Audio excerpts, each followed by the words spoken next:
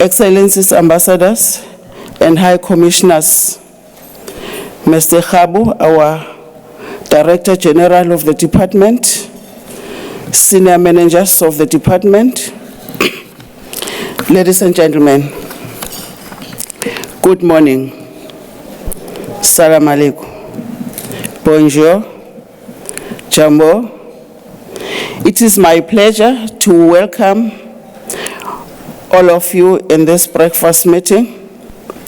I am certain that I'm speaking on behalf of all of us at the Department of International Relations and Cooperation when I say that we are honored by your presence today.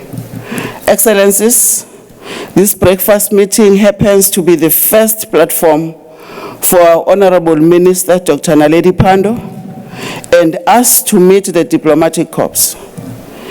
It is an opportunity to express our commitment for collaboration and cooperation in promoting good relations between our country and your respective countries and organizations. We gathered here a day after the opening of the 6th Parliament and delivery of the State of the Nation address by His Excellency President Cyril Ramaphosa. The theme for the breakfast meeting entitled, Let's Grow South Africa Together, celebrating 25 years of freedom, is both befitting and timely.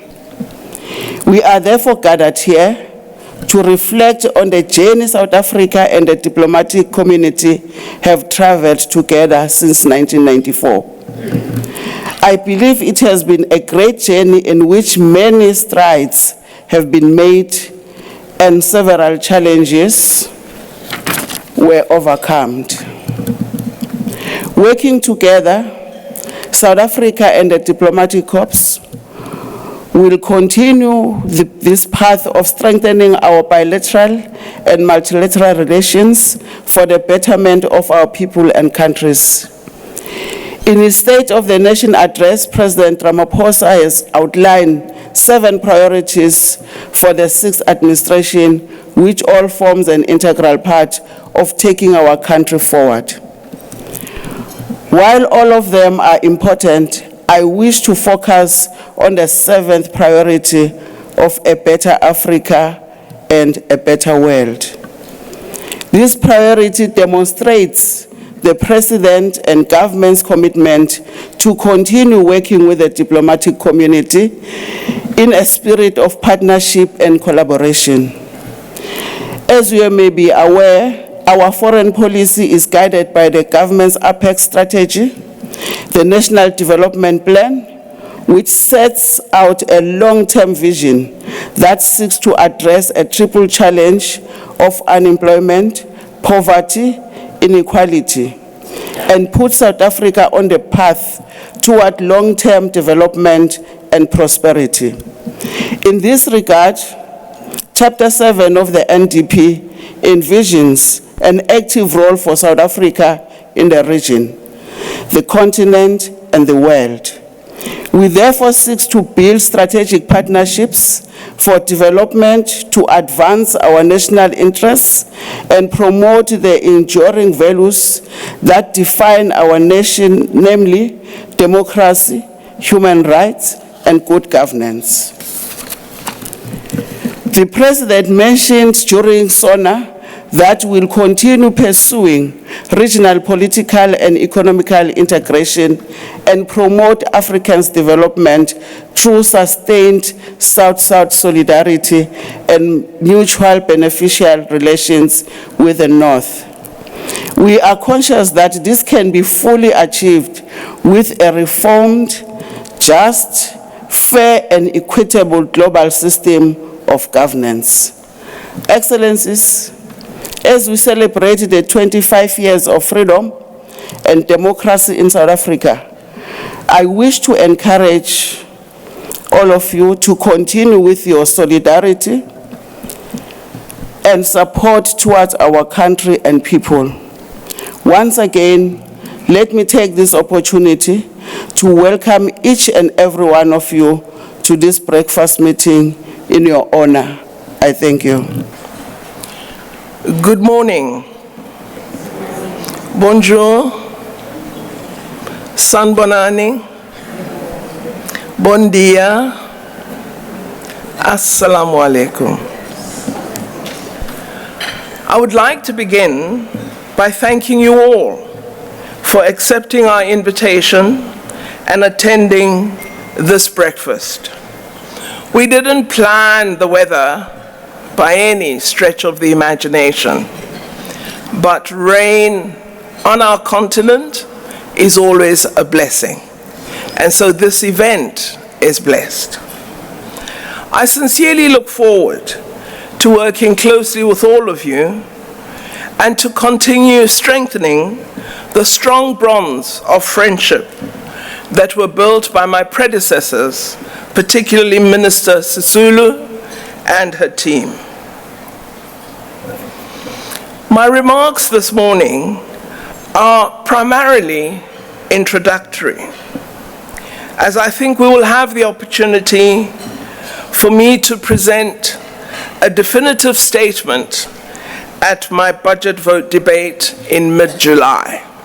So since I don't wish to bore you on that date, if you listen in or attend, I won't traverse the ground I intend to traverse on that occasion, and thus my remarks will be brief.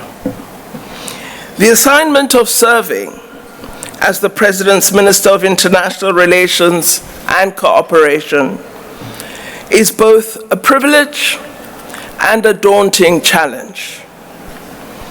When one thinks of luminaries such as Alfred Nzo, such as Nkosazana Dlamini Zuma, such as the erudite Aziz Pahad, one becomes nervous at this assignment. I hope to respond successfully to all these challenges that we will confront with your esteemed help and support. I come into this office at a time when I believe seismic challenges continue to face world leaders. All of us are called upon to develop effective responses to the dynamic changes that straddle domestic, regional, and global domains. So as ambassadors and us as the Department of International Relations and Cooperation, we have an extremely important role to play in ensuring that we overcome these seismic challenges. We have to ensure that women enjoy equality, that children have access to education and opportunity, that populations do not suffer from civil conflict or indeed cross-border conflict, that communities do not experience hunger, that those who do not enjoy freedom finally get it, that those who do not have territory finally get land, that those whose circumstance is dismal is changed. It is through work of practitioners and professionals such as yourselves that such objectives are achieved. I know that I can rely on all of you to work closely with my department to advance the international relations goals of South Africa, SADC, and our entire continent of beloved Africa. Our Deputy Minister has referred to these objectives as key to the President's goals as articulated in his State of the Nation address. I believe we can rely on you because after all, we enjoy freedom today due in large measure to the support many of you gave us during our hard-fought struggle for freedom. The collaboration we secured then, the single-minded determination aimed at defeating apartheid, is required even more as we confront the issues of ensuring increased African prosperity and development, at ensuring the education and skilling of our youth populations, at ensuring the entrenching of equality for women, the creation of sustainable, inclusive democracies, and respect for diversity and inclusion globally. I believe South Africa, though such a young democracy, stands as somewhat of an example of an unusual world courage that perhaps some of us should seek to emulate. I'm always intrigued by the fact that in the midst of confronting the most severe form of oppression and racism, the people of South Africa came together in 1955, in this very month of June, on the 26th of June, in fact, and coming out of that oppression, began their statement of freedom by saying, South Africa belongs to all who live in it.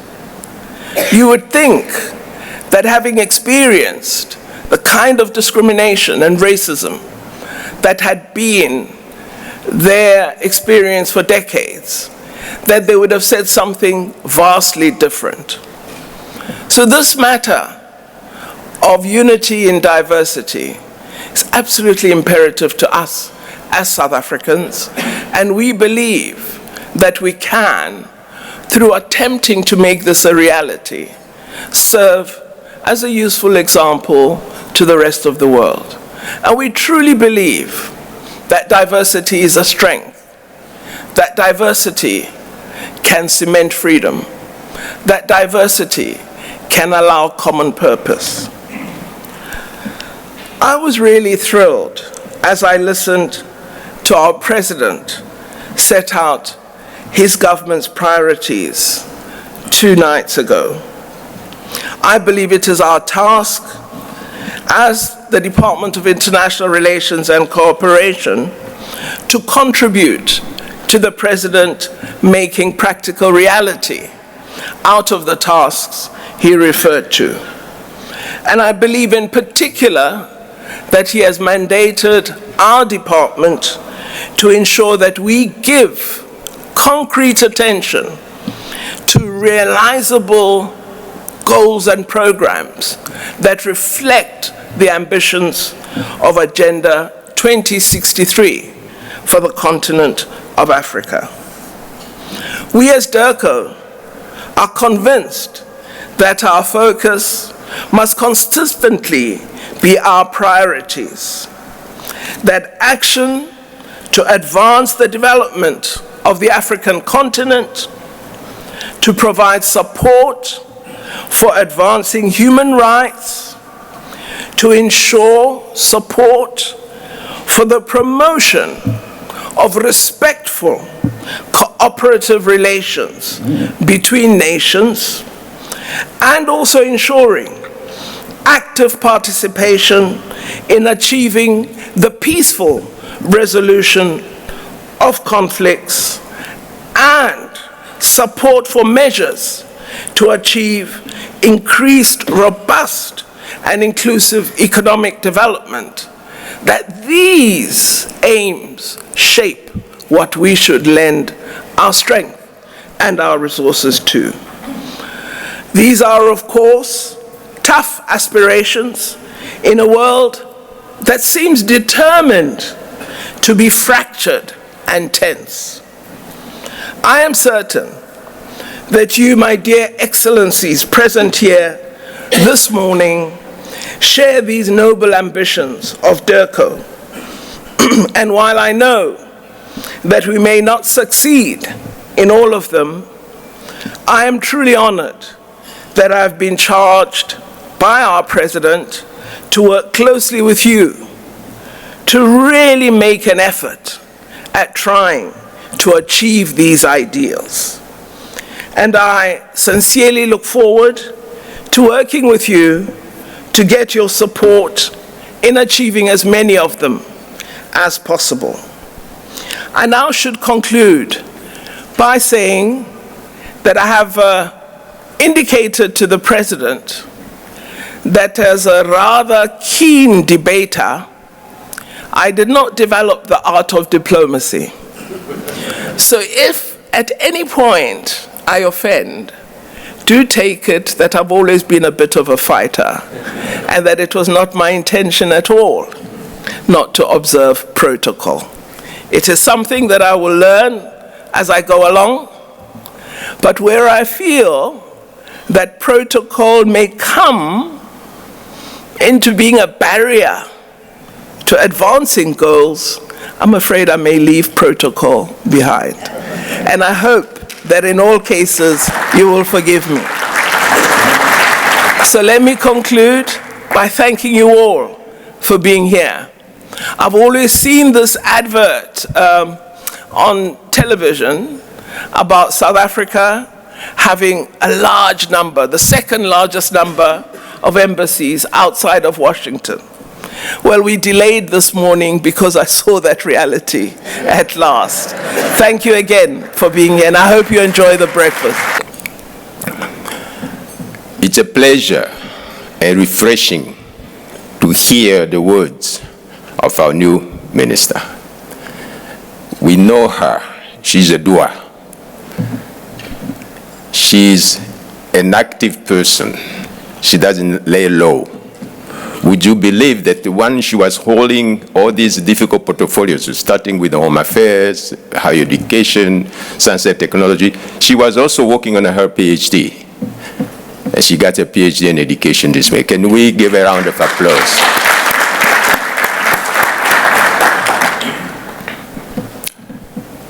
Minister, we know that you have to hit the ground running. And anybody can do it, it's you. You will hit this ground running. South Africa has spread its diplomatic wings very widely. That's why, as you said, we have the largest representation of a diplomatic missions in this country, second to Washington, because of the active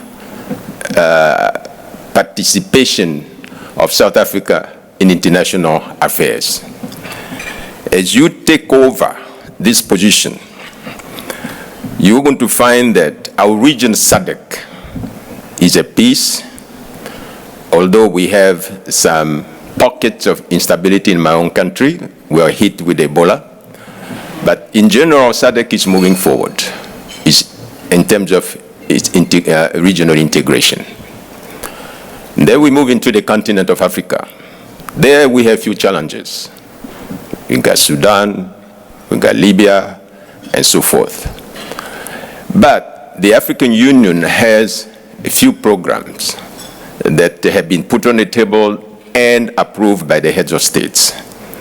Its own 2063 development plan, and recently the President Kagame came out with a program to integrate our region in terms of trade. So we have few initiatives going on the continent which are very, very, very positive, in spite of everything else, all the problems. Because when people talk about Africa, they see the problems, but they don't see the opportunities. Some of us see Africa as being a glass half full rather than a glass half empty. As you move to the world, there are a few challenges. And South Africa not only is a member of SADC and African Union, but is also a member of a G20. I understand that you're hosting it this morning, but in the probably tonight you'll be on the plane to go to participate in the G20 meetings in Japan. South Africa is also a member, a non-permanent member of the Security Council. There are a lot of issues also waiting for you.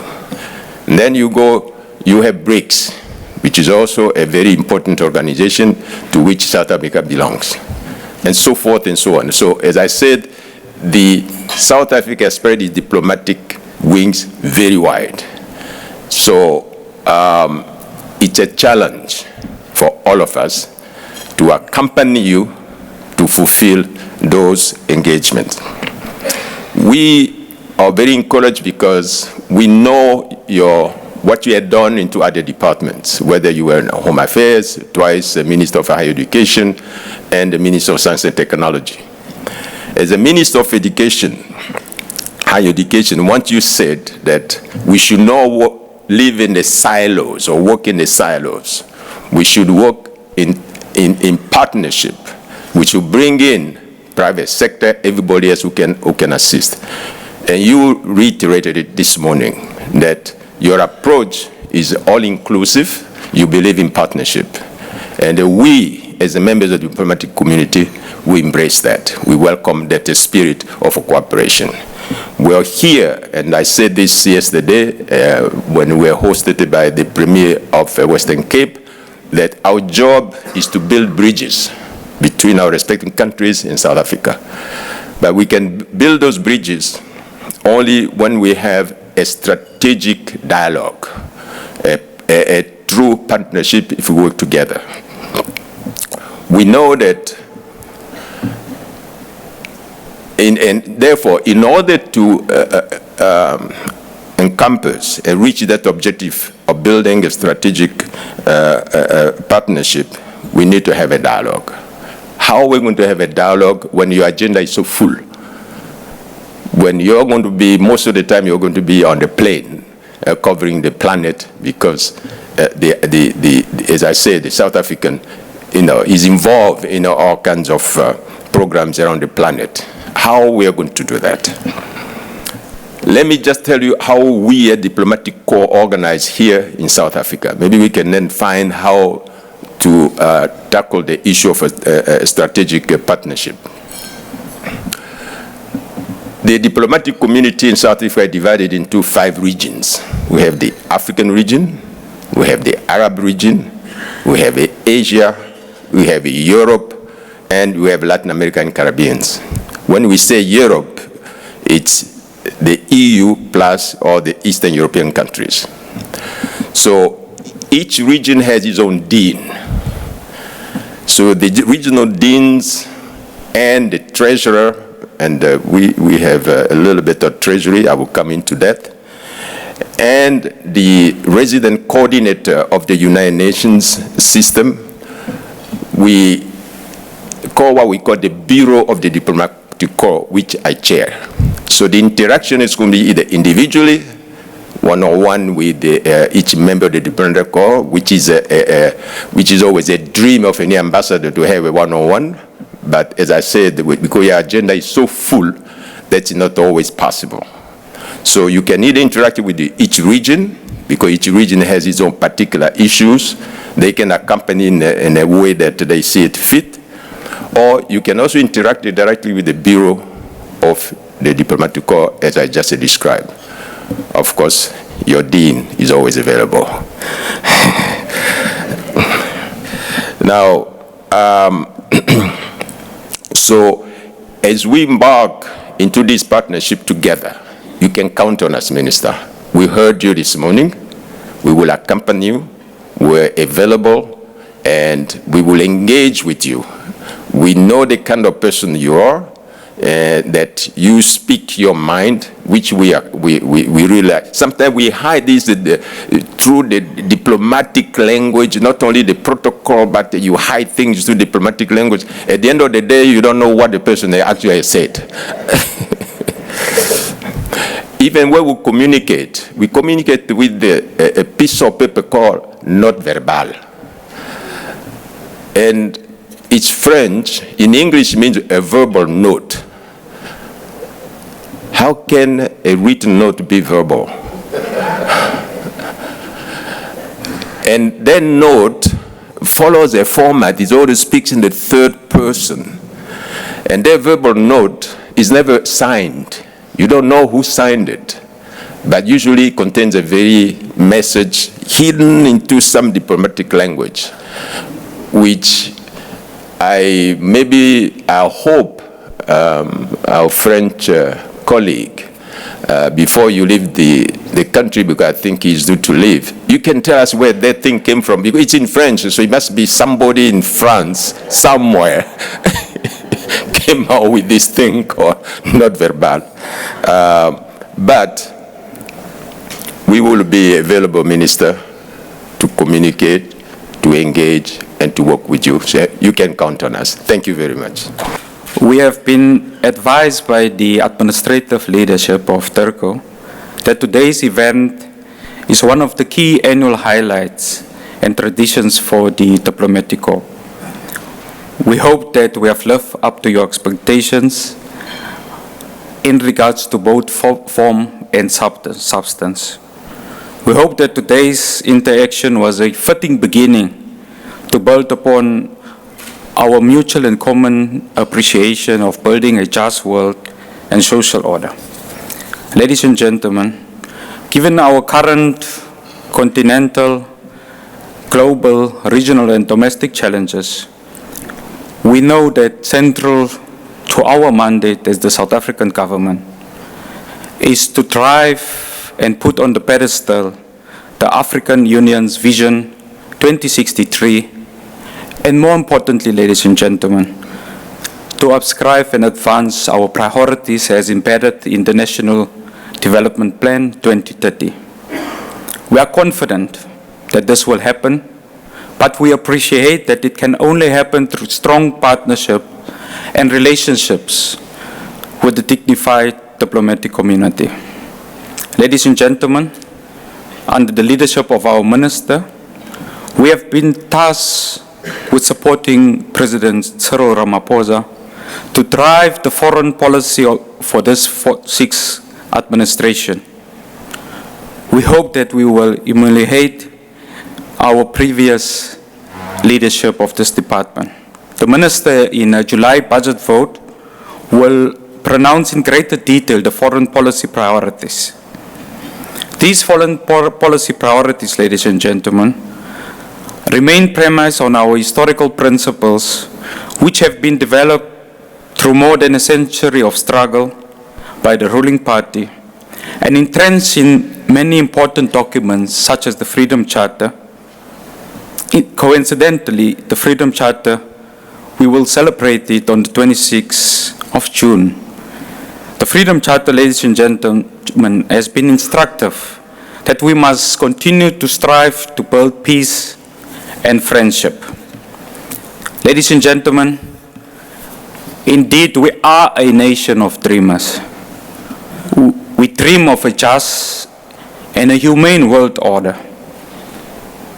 And we are inspired by the African revolutionary Amilcar Cabral, which said, "We are for African unity on a regional and continental scale, in as far as it is necessary for the progress of the African people, and in order to guarantee their security and the continuity of this progress," unquote.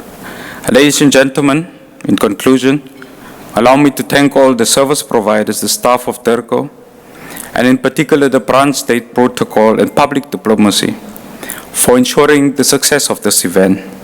Finally, we wish to thank you, ladies and gentlemen, for having accepted this invitation, because we are conscious of the fact that without the diplomatic community, this event would not have been the success it is. We invite you to walk with us side by side as we advance this dream of African prosperity and a common nationhood. Thank you very much, ladies and gentlemen.